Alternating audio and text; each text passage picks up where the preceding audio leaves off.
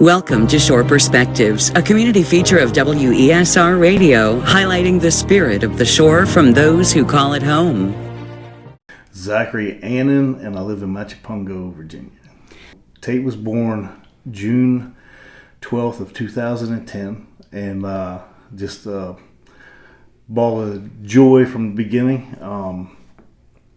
He was a normal, regular kid for the first good while. 3 years old, one day he was complaining about his back hurting, wouldn't get off the couch. Took him to a pediatrician, couldn't find anything wrong, took him home, back and forth to the doctors, and then finally the advice from the pediatrician was take him to CHKD and see what's going on. So we did. We had the PET scans done and showed a mass between his kidney and his adrenal gland, baseball size. And in a 3-year-old, that's pretty big. So right away, I want to say it was maybe 2 days surgery scheduled. Went in, they were very hopeful that they got the entire mass. The tumor was, they called it encapsulated, which meant it had like a thing around it, so they were hopeful that it hadn't spread anywhere, but we needed to get the bone marrow stuff done, scans, and it had spread already. It was in his bones and bone marrow. It was all over his body. So from the beginning, the diagnosis was not great. He was diagnosed with neuroblastoma, cancer of the bones and bone marrow. Outcome was not looking good from the beginning. But, we went in, started chemo, doing all the stuff. Scans came back. Things were clear, looking good. Thought everything was great. And then it wasn't long and it had come back. When it came back,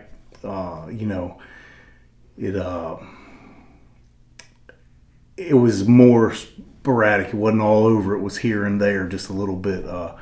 So anyway, more chemo, and once it came back, once that opened up treatments to experimental stuff instead of the regimen that they started off with. We were at King's Daughters a lot, did a lot of stuff there. They were great. Ended up going to Sloan Kettering in New York, and they were wonderful to deal with as well. But they would talk back and forth hospitals to hospital, so we wouldn't have to always go to New York to get treatment. They would do stuff over, in Norfolk for us, so it wouldn't be so bad.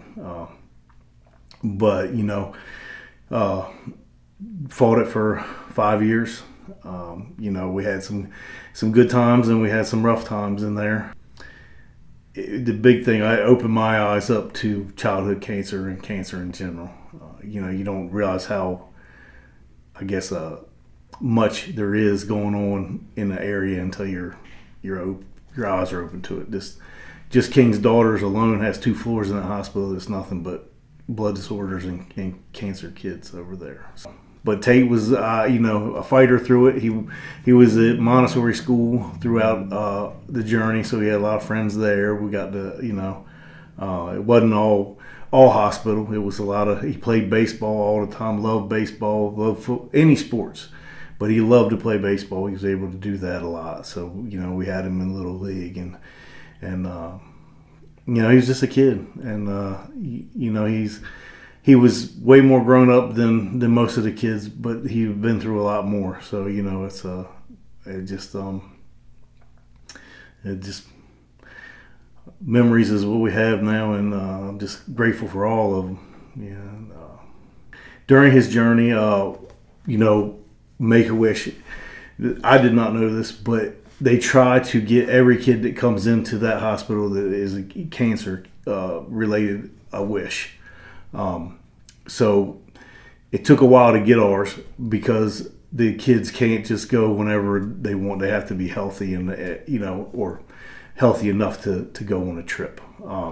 And so for us, we had a couple of them that dates didn't work out, but we were able to get one together. And his wish was to see Wildcrats. Now, I don't know if anybody, what Wildcrats is, the PBS cartoon. Make-A-Wish came over, sent a limo over, pick us up, took us to the airport. We flew to Phoenix. There was a rental car there waiting for us. Went to the hotel, did that. We were there for 5 days.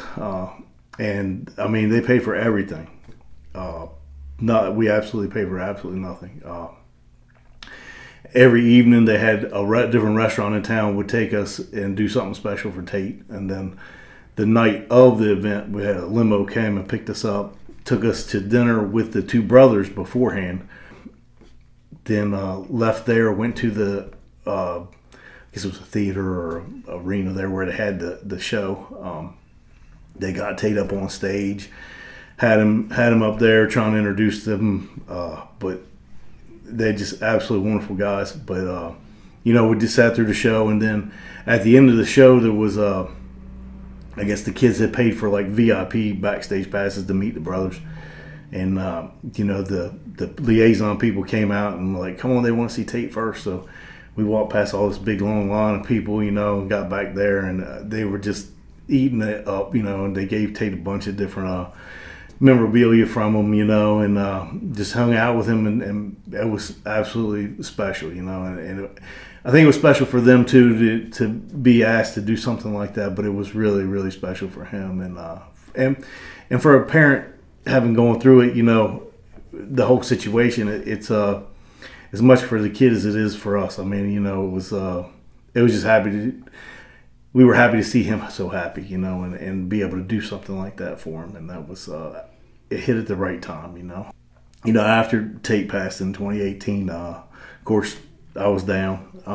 A couple buddies of mine came and got me, and there's actually another chapter of this. It's called the Long Beach Polar Bears. It's in New York. And a friend of mine is a friend of theirs, and that's kind of how we got started. Was we jumped off of what they do. They normally do theirs on Super Bowl Sunday, which is Super Bowl Splash. But they grabbed me up and took me down to Cape Charles and said, we're going to start doing this, and we're going to raise some money. And that's really how it started. We ran in the Bay in March, and we've been doing it every year since. It's getting bigger and bigger each year. But at the beginning, that's how we started, was off of the guys in New York. And they were great to deal with. They really helped us out to get us started, showed us how it works. And in the last 2 years, we just started Oyster Roast. And the next one's coming up. It's November 18th at 2. It's 2 to 5. But we'll have new apparel there. It's oysters, all you can eat, clams, all you can eat, barbecue. There'll be a silent auction.